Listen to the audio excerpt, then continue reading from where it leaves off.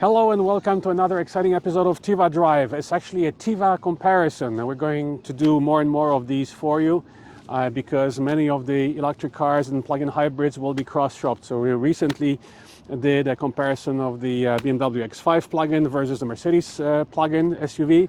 Now we're doing the BMW versus Audi, and these are pure electric vehicles, of course. They've been around for a couple of years, but these are the brand new ones, 2024s. So on my right, you have the 2024 BMW i4 Xdrive 40. It's kind of a mid-range. We'll tell you about all the other i4s in the range in a moment. And on my left is our brand new Audi 2024, of course, Audi Q4 50. And this one, ever since, also in the middle of the year, there's going to be some changes done to this model. So the 50, which is the only model that was available up to now, will be replaced by a 45 rear-wheel drive and 55 all-wheel drive. Both of them more expensive than this 50 model.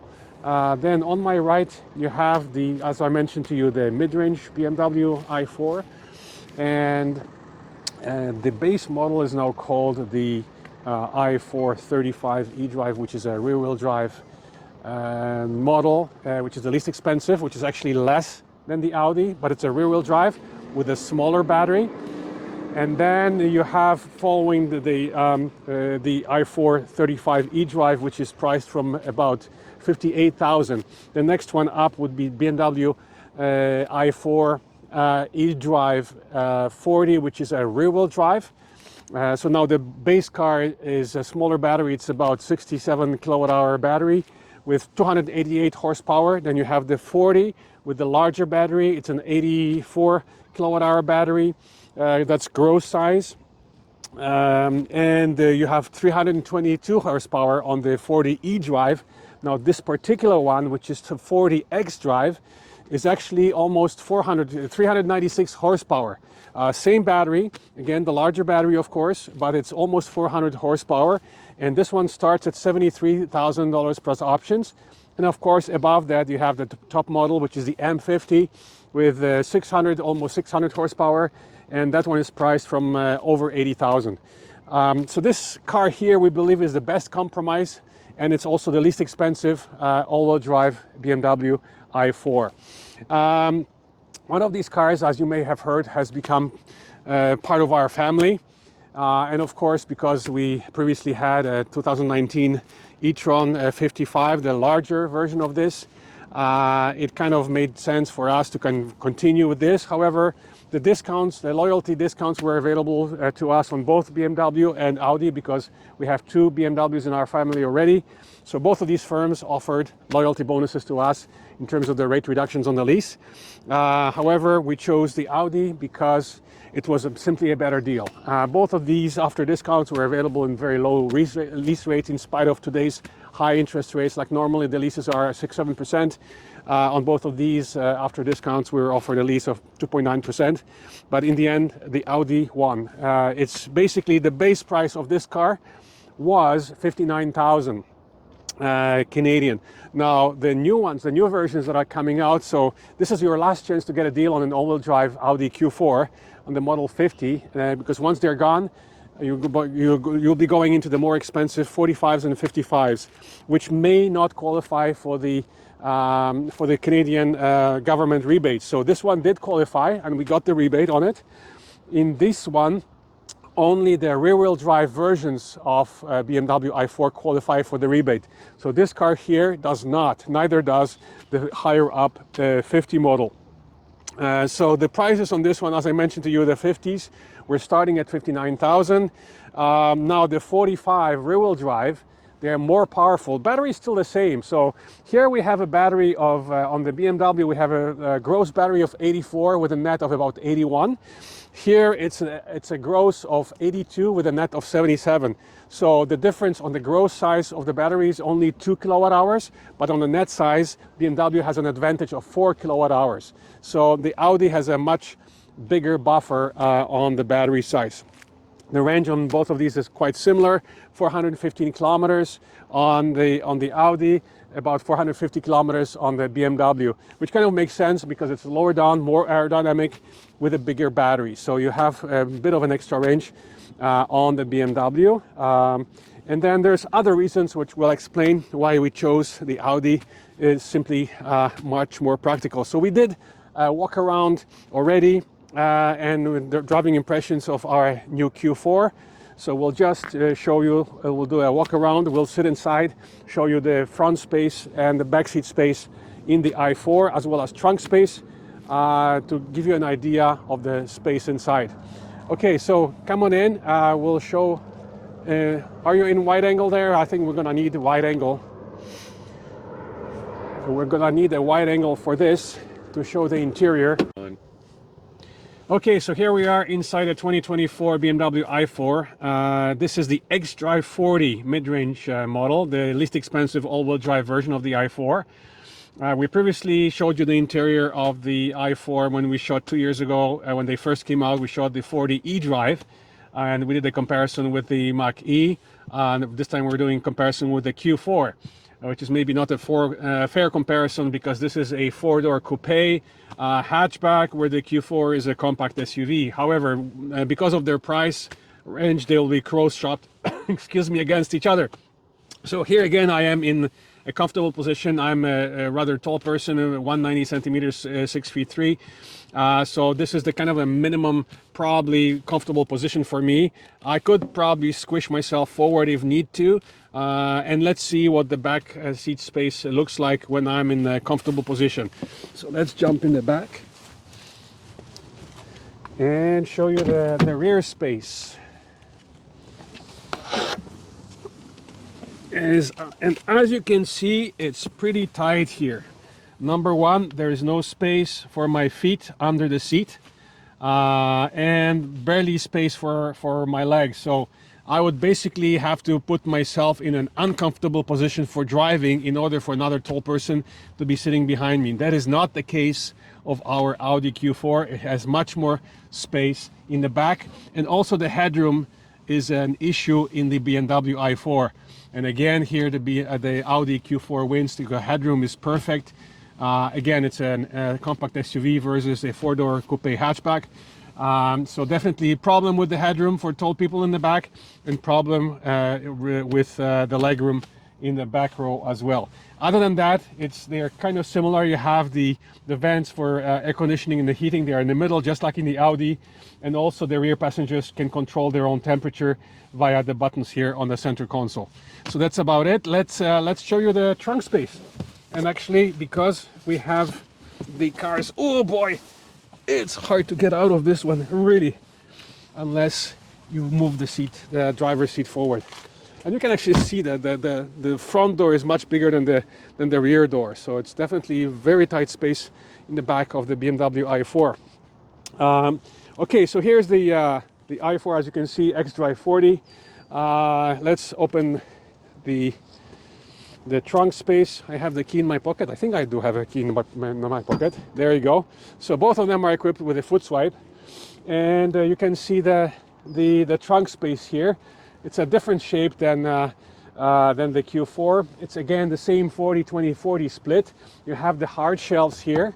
You have one hard shelf that's attached to the bench. You can remove it if need be. You have another hard shelf attached to the hatchback, and both of them are removable. Yesterday we were transporting 4 tires from the old Audi, and they barely fit, but they did fit. I had to move the driver's seat forward in order to fit them, but 4 large tires fit in here, no problem.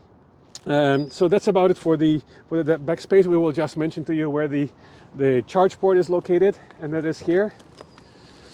So again, BMW and Audi both will be going with the Tesla connector very soon.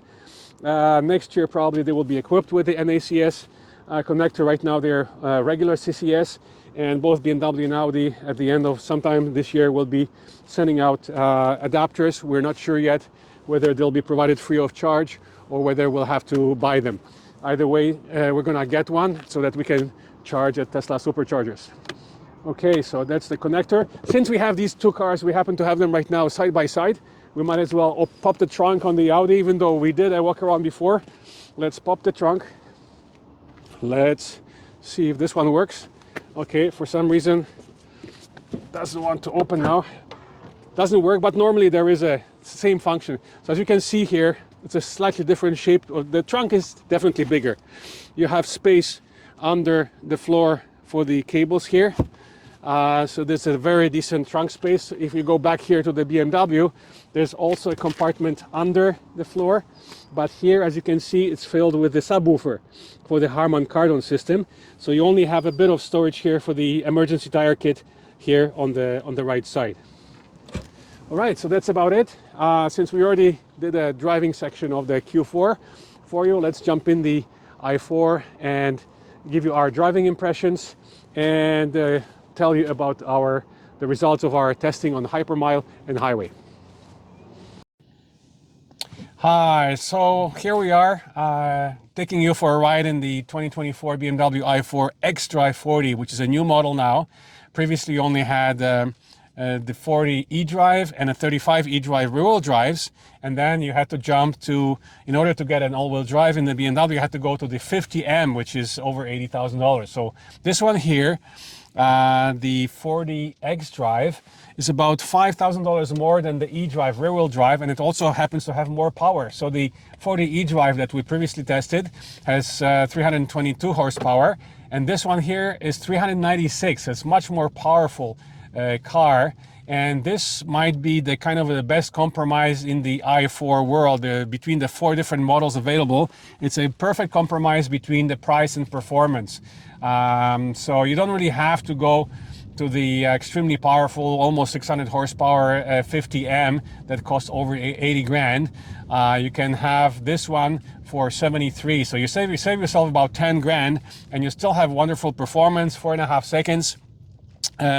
Versus the 3.8 seconds on the 50M, but trust me, the 4.5 seconds is fast enough in this BMW 40 Xdrive. Now, this is where the BMW wins over the Audi Q4, of course, because the Q4 has only 300 horsepower all-wheel drive. This one here is 400 horsepower, but also the difference in price between these two was almost $14,000. So basically, you have quite a substantial price difference. Now, with the new 45 and 55 models, there is a huge, not huge, but there is a price difference now. So keep in mind that with the Audi, they are changing the models in the middle of the 2024 model year. So we got a brand new 2024, but it's called the 50, and it started at, let's say, $60,000. Right now, the new ones, which may or may not qualify for the rebates, the rear-wheel drive starts at 63, so it's actually more than the old all-wheel drive. And then you have the 55 all-wheel drive, which is 68,000. So they are basically $3,000 and $8,000 more than the previous 50 all-wheel drive model. So here you have 4 different models.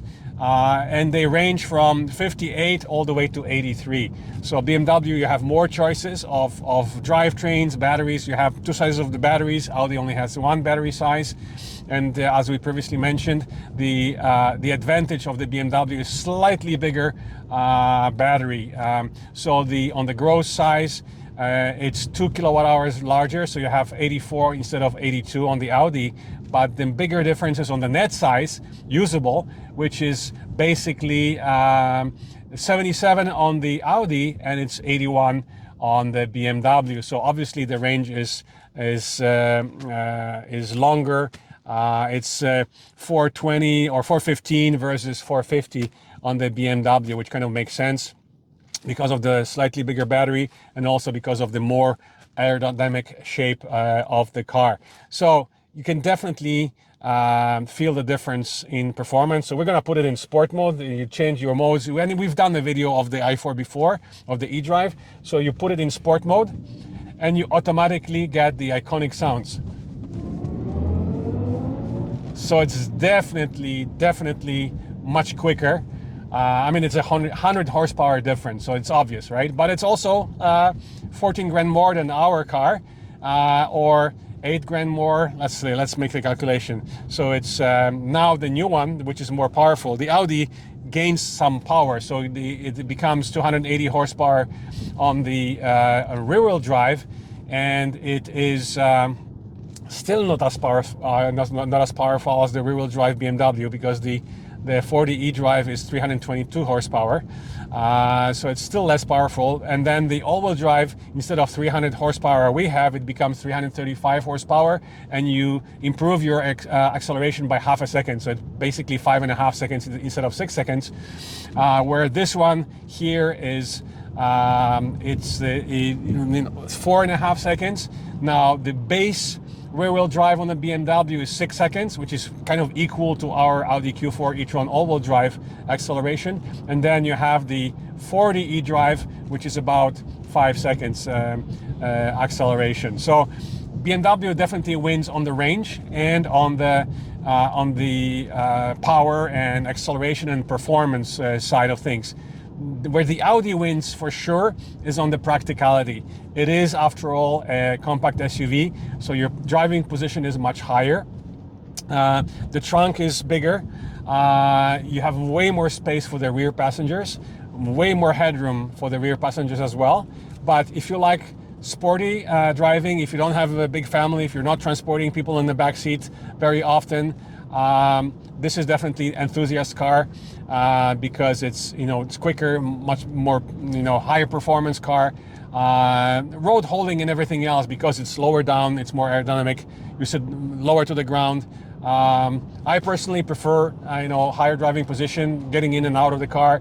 My age, definitely I prefer taller cars. My son, on the other hand, who is a young guy, prefers the sedans and hatchbacks. So this, for him, that would have been the preference if it wasn't for the price difference. Now, it is a substantial price difference, because even with the price increases on the Audi, there's still, between this model, the 73, and the Audi's new e-tron 55 Q4, is still about $5,000 difference. So 68 for the Audi, 73 for this. So the difference is down to only $5,000 now.